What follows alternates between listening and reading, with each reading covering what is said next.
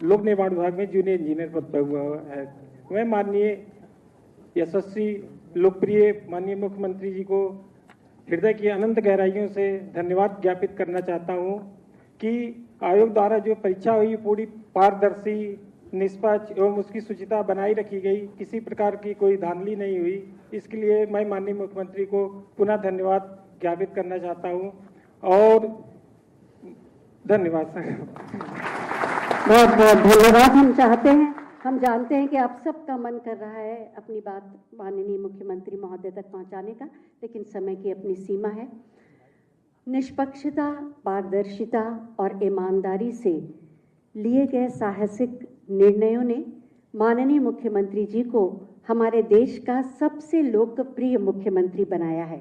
ये हम सब के लिए गौरव की बात है। मैं बहुत ही आदर के साथ माननीय मुख्यमंत्री महोदय से अनुरोध करूंगी कि अपने मार्गदर्शन से हमें कृतार्थ करें, आप सबकी जोरदार तालियों के अभिवादन के साथ।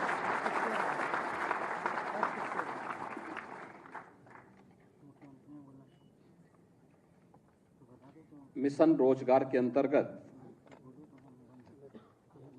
उत्तर प्रदेश शासन के 12 विभागों की लगभग 1400 इन नई नियुक्ति पत्र वितरण के लिए आयोजित आज के समारोह में प्रदेश सरकार में मंत्रिमंडल के मेरे वरिष्ठ सहयोगी उप मुख्यमंत्री श्री केशव प्रसाद मौर्य जी, प्रदेश के जल शक्ति मंत्री श्री स्वतंत्र देव सिंह जी, प्रदेश शासन के पंचायती राज अल्पसंख्यक कल्याण विभाग के मंत्री श्री ओम प्रकाश राजभर जी, लोक निर्माण विभाग के राज्य मंत्री श्री ब्रजेश सिंह जी, कृषि विभाग के राज्य मंत्री सरदार बलदेव सिंह ओलख जी, जल शक्ति विभाग के राज्य मंत्री श्री रामकेश निषाद जी, ग्राम्य विकास विभाग की राज्य मंत्री श्रीमती विजय लक्ष्मी गौतम जी,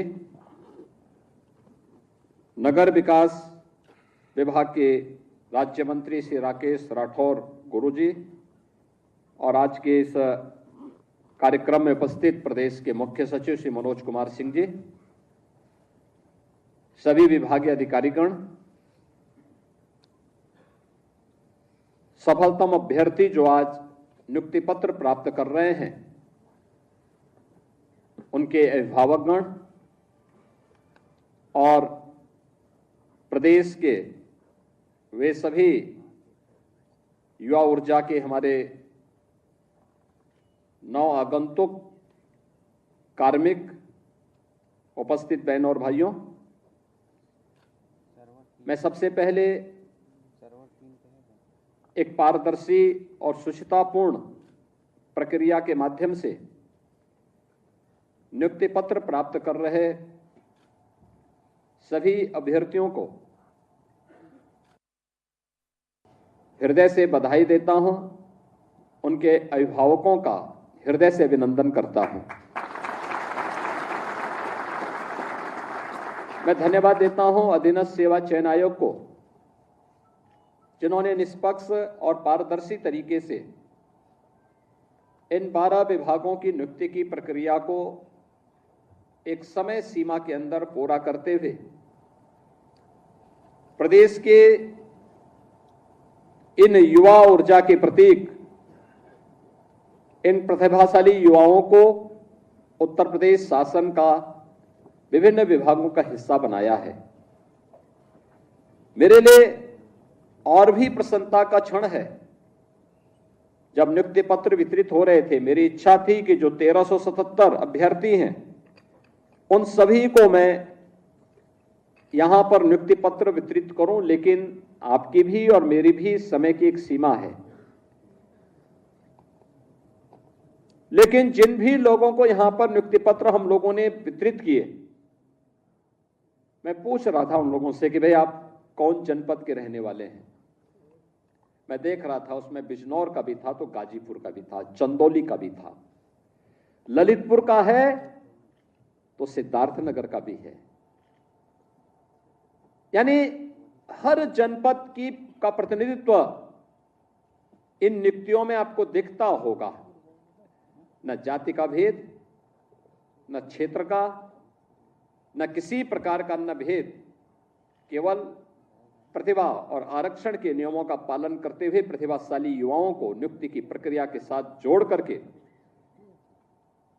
प्रदेश की इस नियुक्ति की प्रक्रिया के माध्यम से आदरणीय प्रधानमंत्री जी के मिशन रोजगार के अभियान को आगे बढ़ाते हुए इन प्रतिभाशाली युवाओं की ऊर्जा और प्रतिभा का लाभ लेते हुए उत्तर प्रदेश को $1 ट्रिलियन की इकोनॉमी के लक्ष्य को प्राप्त करने की ओर तेजी के साथ आगे बढ़ाना, और आज वह लक्ष्य हमारे लिए अब बहुत नजदीक दिखता है। हम लोगों ने उन लक्ष्य को प्राप्त किया है।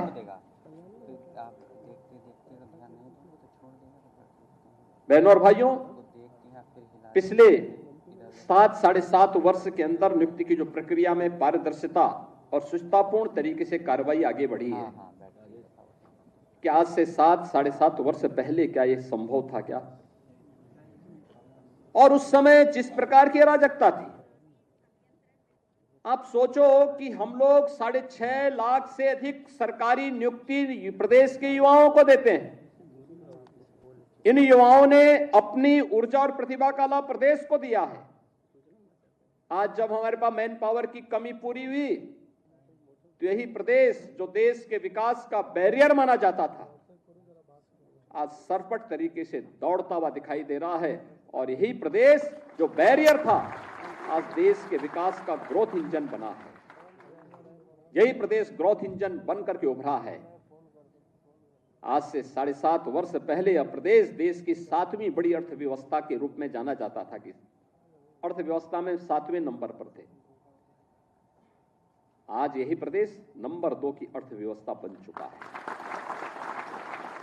और मेरा यह मानना है कि नियुक्ति की प्रक्रिया जितनी पारदर्शी होगी और जितनी निष्ठा और ईमानदारी के साथ नियुक्ति हो रही है, उसी निष्ठा और ईमानदारी के साथ अगर हर कार्मिक कार्य करने लग जाएगा तो अगले 3 से 4 वर्ष में उत्तर प्रदेश देश की नंबर 1 की अर्थव्यवस्था होगा। नंबर 1 की अर्थव्यवस्था का मतलब हर हाथ को काम होगा, हर चेहरे पर खुशहाली होगी, हर बेटी सुरक्षित होगी, हर व्यापारी का सम्मान होगा, अन्नदाता किसान प्रसन्न होगा, और समाज में चारों ओर खुशहाली होगी। और उस खुशहाली को लेकर के ही डबल इंजन की सरकार कार्य कर रही है, बिना भेदभाव के कार्य कर रही है। 2017 के पहले जो लोग प्रदेश में लूट खसोट मचाए थे, आज जब उनके सपनों पर पानी फिर चुका है तो अब टीपू भी चले सुल्तान बनने। सपना देख रहे हैं, सपना देख रहे हैं। आपने देखा होगा ना, आज से 8-10 वर्ष पहले एक धारावाहिक आया था, मुंगेरी लाल के हसीन सपने। सपना देखना, वैसे भी इन लोगों को सपने ही दिखाई देते हैं। सपने देखने की इन लोगों की आदत रही है, क्योंकि तब जब जनता ने इन्हें अवसर दिया था, तब उन्होंने प्रदेश के युवाओं के भविष्य के साथ खिलवाड़ करने में कोई गुरेज नहीं की थी। पहचान का संकट खड़ा किया था, पहचान का संकट खड़ा किया था प्रदेश के सामने, युवाओं के सामने, व्यापारियों के सामने, यहां के उद्यमियों के सामने। और इन युवाओं के भविष्य के साथ खिलवाड़ किया था। आज तो मैं देख रहा था, ये युवा आज तो चाहे वह किसी भी जिले का हो, आज नियुक्ति प्राप्त करने का अधिकारी दिखता है, बेझिझक आ सकता है। और इसलिए मैं कह रहा हूं कि आपकी प्रतिभा है, आप सिलेक्शन हो गए। आप में क्षमता थी, आपका सिलेक्शन हो गया। कोई आपके मार्ग में बैरियर नहीं बना। और आपकी योग्यता और क्षमता के बाद भी अगर कोई बैरियर बनता तो उसी बैरियर को हटाने के लिए तो हम लोग हैं, ये मंच है, उसी बैरियर को हटाने के लिए हम लोग यहां पर आए हैं। और आगे भी हम इस बात के लिए आश्वस्त करते हैं प्रदेश के युवाओं को कि उनकी योग्यता और क्षमता के सामने अगर कोई बैरियर बनेगा, उस बैरियर को हटाएंगे, उस बैरियर को तोड़ेंगे। और जो लोग फिर भी बेईमानी और भ्रष्टाचार फैलाएंगे तो उनकी संपत्ति को कुड़क करके गरीबों में वितरित करने का काम भी करेंगे, कोई गुरेज नहीं करेंगे। लेकिन जिन लोगों को अवसर मिला उन्होंने पहले पहचान का संकट खड़ा किया अपनी अराजक गतिविधियों से, अपने भ्रष्टाचारी गतिविधियों से, और फिर प्रदेश को दंगों की आग में झोंकने का काम भी किया था। प्रदेश के शांतिपूर्ण और सौहार्दपूर्ण माहौल को आपस में ही लड़ाने का काम किया। पहले जाति जाति को लड़ाया, फिर वर्ग, मत और मजहबों को आपस में ही भिड़ाने का काम किया।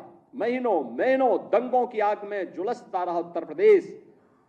तो उत्तर प्रदेश जब शांति और सौहार्द नहीं रहेगा, कोई निवेश क्यों करेगा? विकास कैसे हो पाएगा? पहचान का संकट खड़ा होगा, हर तबके का व्यक्ति तबाह होगा। और आज ये लोग फिर से अपना रंग और रोगन बदल करके फिर नए रूप में आपके सामने प्रदेश की जनता को गुमराह करने के लिए फिर से आना चाहते हैं। बुलडोजर पे हर एक व्यक्ति के हाथ नहीं फिट हो सकते, इसके लिए दिल और दिमाग दोनों चाहिए, दिल और दिमाग दोनों चाहिए। बुलडोजर जैसी क्षमता और दृढ़ प्रतिज्ञा जिसमें हो वही बुलडोजर चला सकता है। दंगाइयों के सामने नाक रगड़ने वाले लोग बुलडोजर के सामने वैसे ही पस्त हो जाएंगे। और इसीलिए मैं आप सबसे कहना चाहता हूं कि प्रदेश सरकार ने जो प्रक्रिया अपनाई है पारदर्शी तरीके से, अपेक्षा भी हम यही रखते हैं। जनता से जुड़े हुए कोई भी कार्य कोई देर नहीं होनी चाहिए। ईज ऑफ लिविंग के लक्ष्य को प्राप्त करना, ईज ऑफ डूइंग बिजनेस जब हम लोग आए थे, यानी व्यवसाय की सुगमता जब हम लोग आए थे 17 में 14वें नंबर पर उत्तर प्रदेश था। आज हम अचीवर स्टेट हैं। 1 और 2 की लड़ाई में उत्तर प्रदेश आज आगे बढ़ रहा है, तेजी के साथ आगे बढ़ रहा है। हमने रिफॉर्म किए, प्रदेश को आगे बढ़ाया। आज परिणाम था जिस उत्तर प्रदेश में कोई निवेश करने नहीं आता था, 40 लाख करोड़ रुपए के निवेश के प्रस्ताव उस उत्तर प्रदेश को प्राप्त हुए हैं। 40 लाख निवेश के प्रस्ताव का मतलब सीधे सीधे 1.5 करोड़ नौजवानों को नौकरी। अनुमान करिए, पहले कोई निवेश करता नहीं था, जो उद्योग थे वे अपना बंद करके भाग रहे थे। आज 1.5 करोड़ नौजवानों को इस निवेश के माध्यम से नौकरी मिलेगी, नए रोजगार के सृजन होंगे। परंपरागत उद्यम जो बंद हो रहा था दंगों के कारण, अराजकता के कारण, गुंडागिर्दी के कारण, यह उद्योग फिर से पुनर्जीवित हो गया है। 1 डिस्ट्रिक्ट 1 प्रोडक्ट के माध्यम से पूरे देश का एक ब्रांड बन गया। हर जनपद का अपना प्रोडक्ट है। इसने लाखों लोगों को कार्य दिया है, नए रोजगार का सृजन किया है। प्रदेश में लगातार इनके माध्यम से आज विकास की प्रक्रिया के साथ हम आगे बढ़े हैं। कनेक्टिविटी बेहतर हुई है, एक्सप्रेसवे के रूप में, इंटर स्टेट कनेक्टिविटी के रूप में, जनपद मुख्यालयों को 4 लेन के साथ जोड़ा गया है। यह वही प्रदेश है जिसमें वेतन देने के लिए पैसा नहीं था। आज हम रेवेन्यू सरप्लस स्टेट के रूप में देश के सामने सबसे बड़ी आबादी है। वेतन की कोई समस्या नहीं, भत्तों की कोई समस्या नहीं, विकास के लिए किसी भी पैसे की किसी प्रकार की कोई कमी नहीं है। हम सड़क भी बना रहे हैं, बिजली भी पहुंचा रहे हैं, जनता के लोक कल्याणकारी कार्यक्रम को भी आगे बढ़ा रहे हैं। 1 करोड़ परिवार तो ऐसे हैं जिनको 12,000 रुपए सालाना पेंशन की सुविधा डबल इंजन की सरकार प्रदान कर रही है। ये तभी कर पा रहे हैं जब प्रदेश के पास पैसा है। भीख मांग के दान नहीं दिया जाता है, ये जब क्षमता है तब सरकार इसको कर पा रही है। कन्या सुमंगला योजना के माध्यम से बेटी के जन्म लेने से लेकर के स्नातक तक की पढ़ाई के लिए 25,000 रुपए सरकार उपलब्ध करवा रही है। इसलिए क्योंकि प्रदेश के पास पैसा है। सामूहिक विवाह योजना के माध्यम से बेटी की शादी के लिए प्रदेश सरकार पैसा उपलब्ध करवा रही है, बिना भेदभाव के उपलब्ध करवा रही है। इसलिए क्योंकि प्रदेश के पास पैसा है। हम लोग अनुसूचित जाति, जनजाति, पिछड़ी जाति, दिव्यांगजन, इन सभी को स्कॉलरशिप उपलब्ध करा रहे हैं और पहले की तुलना में कई ज्यादा उपलब्ध करा रहे हैं। इसलिए क्योंकि प्रदेश के पास पैसा है और इस पैसे का उपयोग करते हुए हम लोग आज प्रदेशवासियों को लगातार उनके जीवन में परिवर्तन लाने का काम कर रहे हैं। बहनों और भाइयों, यह सरकार की, चाहे वह विकास के कार्य हो, चाहे वह लोक कल्याणकारी कार्य हो, चाहे वह प्रदेश सरकार के द्वारा एयर कनेक्टिविटी को बेहतर करने की दिशा में किया गया प्रयास हो। पहले प्रदेश में जब दंगे होते थे, अराजकता थी, तो एयर कनेक्टिविटी जोड़ के करेंगे क्या? हवाई जहाज से आएगा कौन? कोई नहीं आता था। आज तो 2 एयरपोर्ट से हम 9 एयरपोर्ट को तो क्रियाशील कर चुके हैं। 10 नए एयरपोर्ट पे हमारे कार्य चल रहे हैं। जो एयरपोर्ट 9 चल रहे हैं, इनमें से 4 तो इंटरनेशनल एयरपोर्ट हैं। 5वां भारत का सबसे बड़ा एयरपोर्ट भी हम उत्तर प्रदेश के अंदर जेवर में बना रहे हैं। आखिर यह काम लंबे समय तक प्रदेश में शासन करने वाली कांग्रेस, समाजवादी पार्टी या बहुजन समाजवादी पार्टी क्यों नहीं कर पाई? इंफ्रास्ट्रक्चर क्यों नहीं दे पाए? ये तो बिजली देने में भेदभाव करते थे, ये लोग तो सड़क बनाने में भेदभाव करते थे, ये लोग तो नौजवानों को नौकरी देने में भेदभाव करते थे। कोई कल्पना भी नहीं कर सकता। मैं भी बैठा हुआ था यहां पे, ओम प्रकाश राजभर जी मुझे बता रहे थे कि पहली बार पंचायती राज विभाग में किसी राजभर की नियुक्ति हो रही है। और मुझे लगता है तो देखिए, उन्होंने उनकी पीड़ा, एक राजभर नौजवान की नियुक्ति, ये चीजें दिखाती हैं पारदर्शी तरीके से नियुक्ति हो रही है। आखिर वह नौजवान भी तो होगा, वह भी तो प्रदेश का हिस्सा है, क्यों नहीं उसकी नियुक्ति होनी चाहिए थी? मैं देख रहा था नियुक्ति पत्र, जब मैं देख रहा था, प्रयागराज का एक नौजवान और एक बेटी, दोनों नियुक्ति पत्र प्राप्त किए, दोनों अनुसूचित जाति से जुड़े हुए थे। इनका भी पहले अधिकार होता था, क्यों नहीं इनको नियुक्ति पत्र मिलती थी? कारण था नियत साफ नहीं थी। चाचा और भतीजे में होड़ लगती थी वसूली को लेकर के, कौन कितना वसूल कर ले। एरिया बटे हुए थे। मैं देख रहा हूं ना इस समय कुछ आदमखोर भेड़िया प्रदेश के अंदर अलग अलग जनपदों में उत्पात मचा रहे हैं, और कमोबेश यही स्थिति 2017 के पहले प्रदेश की थी। ये लोग उस समय कितनी तबाही मचाए हुए थे, किसी से छुपा हुआ नहीं है। और इनके भी एरिया बटे हुए थे वसूली के, कहीं चाचा, कहीं भतीजे। महाभारत के सारे रिश्ते थे, सारे रिश्ते फेल हो जाएगा। महाभारत का दूसरा दृश्य वहां देखने को मिलता था, और वही दृश्य उस समय भी देखने को मिलता था।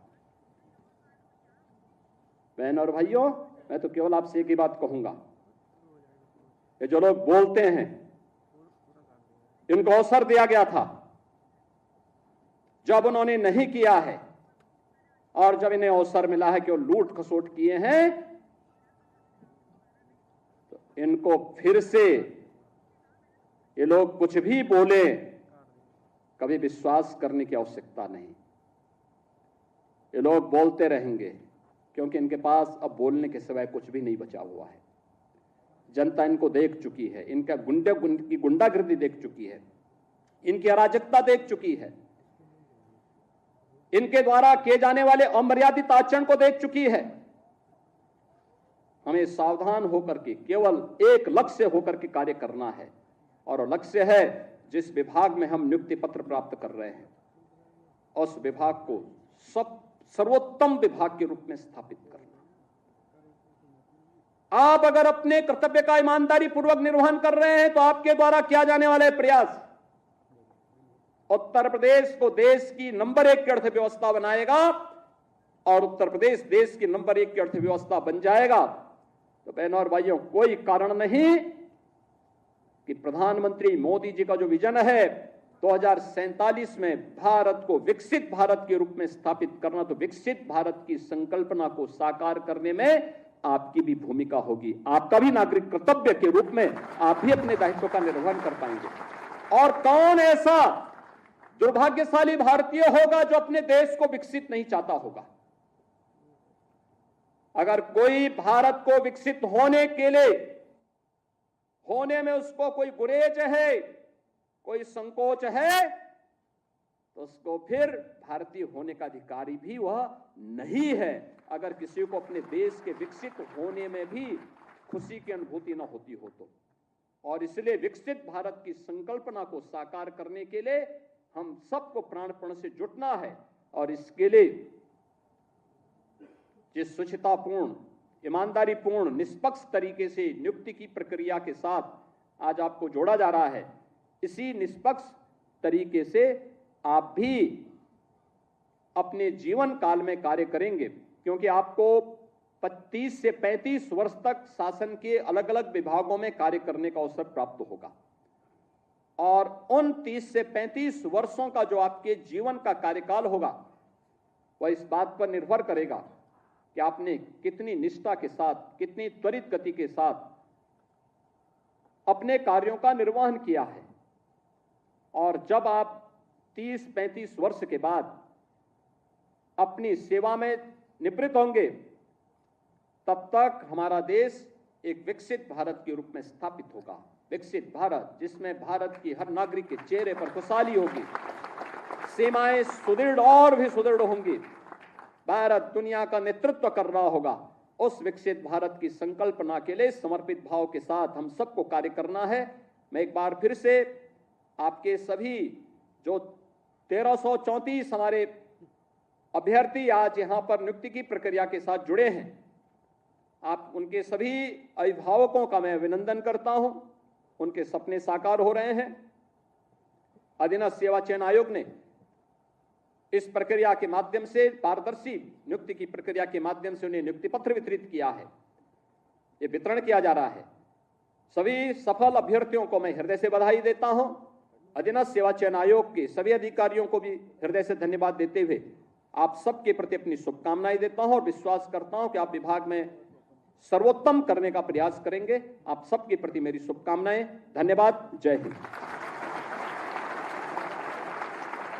बहुत बहुत धन्यवाद माननीय, आपके प्रेरणादायी उद्बोधन